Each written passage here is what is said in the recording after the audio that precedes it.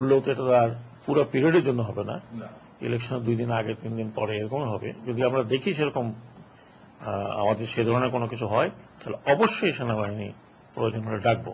নির্বাচনের কাজ সুষ্ঠুভাবে এগিয়ে নেওয়ার লক্ষ্যে নির্বাচন সংশ্লিষ্ট কর্মকর্তাদের এই মুহূর্তে বদলি না করার জন্য স্থানীয় সরকার মন্ত্রণালয়কে অনুরোধ জানিয়েছে কমিশন। এদিকে টঙ্গী, নারায়ণগঞ্জ ও রংপুর পৌরসভার সিটি কর্পোরেশনে রূপান্তরিত হওয়ার সম্ভাবনার বিষয়ে সাখাওয়াত হোসেন বলেন, যদি তাই হয় তাহলে এ ব্যাপারে নতুন করে ভাবতে হবে।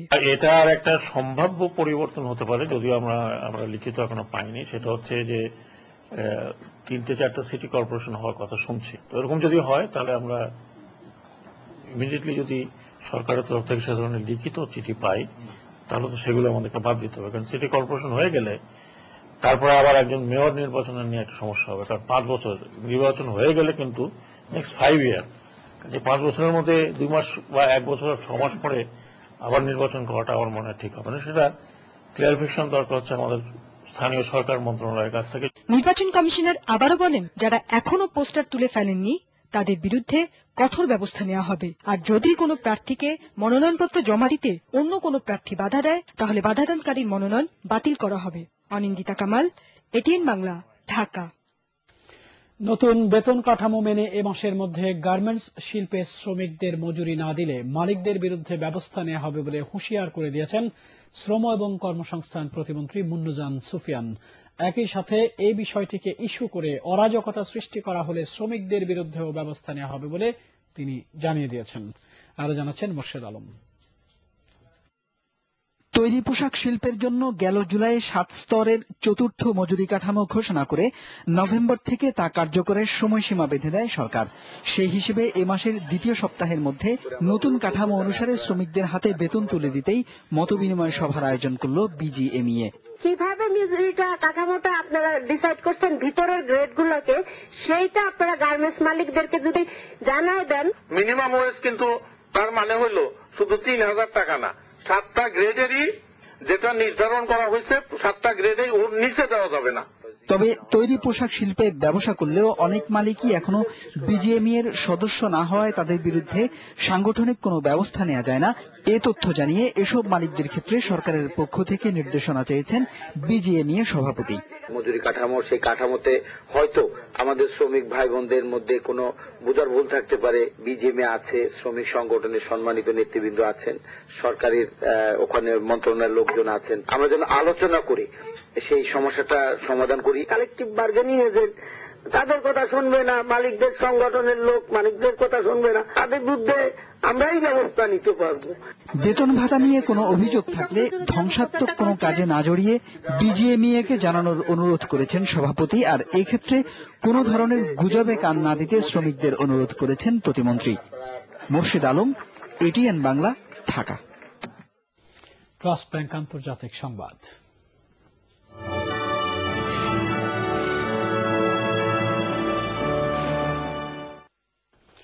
প্রথমবারের মতো নিজস্ব পদ্ধতিতে ইউরেনিয়ামের মূল উপাদানের ঘোষণা দিয়েছে ইরান। এতে পরমাণু স্থাপনা প্রক্রিয়া প্রায় চূড়ান্ত হয়ে গেছে বলেও জানিয়েছে তারা। আগামীকাল পরমাণু কর্মসূচি নিয়ে জেনেভায় আলোচনায় বসার একদিন আগে এই ঘোষণায় বিরূপ প্রতিক্রিয়া দেখা দিয়েছে যুক্তরাষ্ট্র, রাশিয়া, চীন, ফ্রান্স সহ ক্ষমতাধর রাষ্ট্রগুলোর মধ্যে। পরমাণু কর্মসূচি শান্তিপূর্ণ ও জনগণের কাজে ব্যবহার করার জন্য ইরান বারবারই সাফাই দিলেও নিরাপত্তা পরিষদ জানিয়েছে উদ্দেশ্য পরিষ্কার না হওয়া পর্যন্ত যে কোনো ধরনের পরমাণু কার্যক্রম ইরানকে বন্ধ রাখতে হবে। এদিকে তারা এনএনপিটি চুক্তি বিরোধী কোনো কাজ করছে না বলে জানিয়েছে ইরান। 10 দফা দাবি আদায় না হলে আগামী 22 জানুয়ারি থেকে আমরণ অনশন কর্মসূচি পালনের ঘোষণা দিয়েছে উপজেলা চেয়ারম্যান ভাইস চেয়ারম্যান ঐক্য পরিষদ। জাতীয় প্রেস ক্লাবের সামনে আয়োজিত এক মানববন্ধনে তারা এই ঘোষণা দেয়। স্থানীয় সরকার শক্তিশালী করা, উপজেলা আইন 2009 উপেক্ষা করে বিভিন্ন মন্ত্রণালয় থেকে যেসব প্রজ্ঞাপন জারি করা হয়েছে তা দ্রুত প্রত্যাহার, উপজেলা আইনের 24 ধারা অনুযায়ী 10টি মন্ত্রণালয়ের 13টি দপ্তর হস্তান্তরের দাবি সহ 10 দফা দাবি জানানো হয় মানববন্ধনে। এতে পরিষদের সভাপতি অ্যাডভোকেট আব্দুল মজিদ ঘটক, প্রেসিডিয়াম সদস্য আনোয়ারুল হক বাবলু উপস্থিত ছিলেন।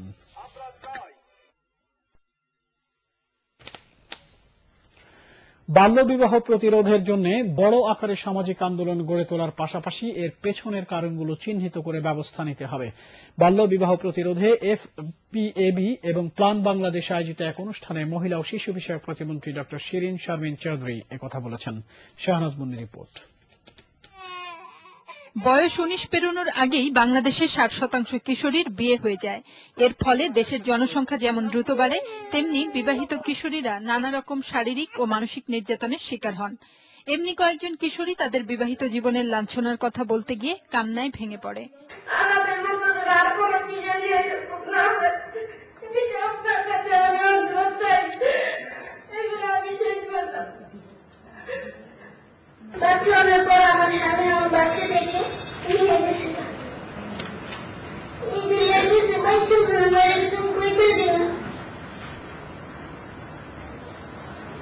বাল্যবিবাহ নিরোধ আইনে 18 বছরের কম বয়সী মেয়ে এবং 21 বছরের কম বয়সী ছেলের বিয়েকে শাস্তিযোগ্য অপরাধ বলা হলেও বিয়ে হয়ে যাওয়ার পর সেই বিয়েকে অবৈধ বলা হয়নি।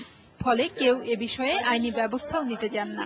ধর্ম কিন্তু বলছে না যে বাল্যবিবাহ রাখা দরকার, পাশাপাশি যাদের দায়িত্ব রয়েছে আইন প্রয়োগ করার জন্য এবং আইনি প্রতিকারের ব্যবস্থা করার জন্য, তাদের মধ্যে কিন্তু একটা সচেতন নিয়ে আসা উচিত। 1929 সালের আইন অনুযায়ী বাল্যবিবাহ সম্পাদনকারীর শাস্তি মাত্র 1000 টাকা জরিমানা বা 1 মাসের কারাদণ্ড, যা দিয়ে বাল্যবিবাহ নিরোধ সম্ভব নয়। অনুষ্ঠানে উপস্থিত সংসদ সদস্যবৃন্দ এবং মহিলা বিষয়ক প্রতিমন্ত্রী আইন সংশোধনের পাশাপাশি সামাজিক সচেতনতা বাড়ানোর উপর গুরুত্ব দেন। শুধুমাত্র আইন দিয়ে কিন্তু এর সমাধান করা সম্ভব নয়। তাই যে সামাজিক আন্দোলনটা গড়ে তোলার কথা আমরা বলছি, সেখানে সবচেয়ে প্রথমে আমাদের দেখতে হবে যে অন্তর্নিহিত কারণগুলো কি, এবং সেই অন্তর্নিহিত কারণগুলোকে আমাদের চিহ্নিত করতে হবে এবং সেগুলো দূরীকরণের জন্য কি পদক্ষেপ গ্রহণ করা যায় সে ব্যাপারে আমাদেরকে মনোযোগী হতে হবে। বক্তারা বলেন, সমাজ থেকে নারীর প্রতি বৈষম্য ও অবিচার দূর করার মাধ্যমে বাল্যবিবাহের মতো সামাজিক অভিশাপ কমানো সম্ভব। শাহনাজ মুন্নি, এটিএন বাংলা, ঢাকা। এবার ANB pump Bangladesh Zimbabwe cricket series সংবাদ।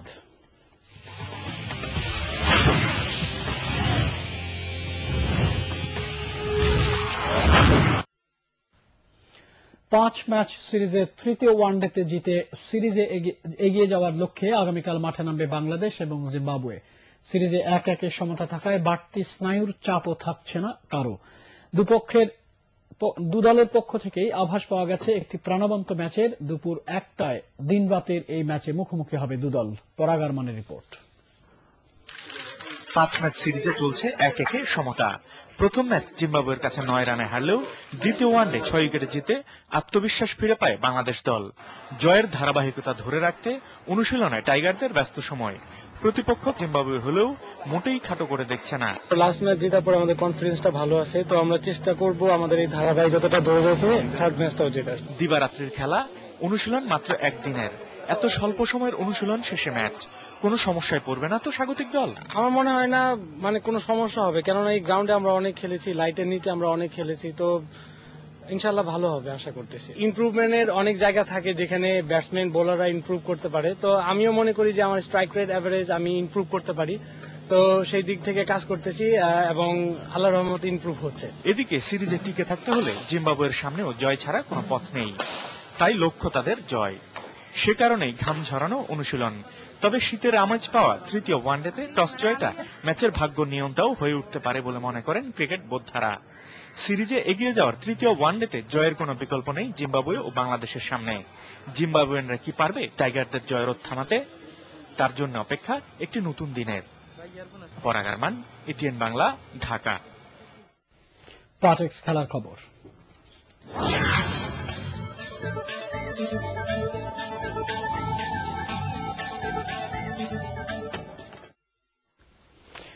লিওনেল মেসির জোড়া গোলে স্প্যানিশ লা লিগায় ওসাসুনাকে 3-0 গোলে হারিয়েছে বার্সেলোনা। এই জয় দিয়ে পয়েন্ট তালিকার শীর্ষস্থান ধরে রেখেছে কাতালানরা। 26 মিনিটে পেড্রোর গোলে প্রথমার্ধে 1-0 এগিয়ে যায় বার্সা। দ্বিতীয়ার্ধেও ওসাসুনাকে ছাড় দেয়নি পেপ গার্দিওয়ালার দল। 65 মিনিটে ফিফার বর্ষসেরা ফুটবলার লিওনেল মেসি একাই মাঝ মাঠ থেকে বল পেয়ে ডিবক্সে প্রতিপক্ষের 2 ডিফেন্ডারকে কাটিয়ে দ্বিতীয় গোল করেন। এরপর 84 মিনিটে পেনাল্টি থেকে দ্বিতীয় গোলটি করেন মেসি। আরেক খেলায় পর্তুগিজ তারকা ক্রিস্টিয়ানো রোনালদোর 2 গোলে রিয়াল মাদ্রিদ 2-0 ভ্যালেন্সিয়াকে হারিয়েছে।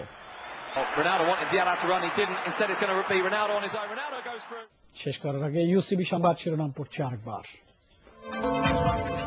সংসদের সপ্তম অধিবেশন শুরু, বিরোধী দলকে যোগ দিয়ে জাতীয় গুরুত্বপূর্ণ যে কোনো বিষয়ে কথা বলার আহ্বান স্পিকারের।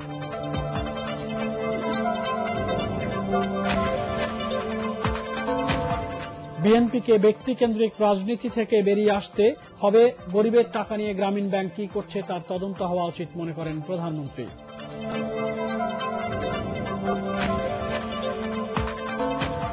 রাজনীতিতে 1/11-এর চেয়েও ভয়াবহ দুর্যোগ আসন্ন, মন্তব্য সালাউদ্দিন কাদের চৌধুরীর।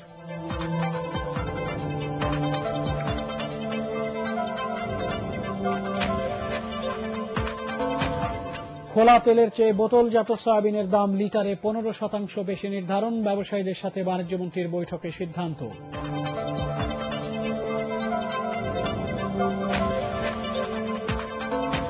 এবং জঙ্গি অর্থায়ন ঠেকাতে বাংলাদেশ ব্যাংকের মাধ্যমে ইসলামী ব্যাংক ফাউন্ডেশনের উপর কড়া নজরদারি করছে সরকার।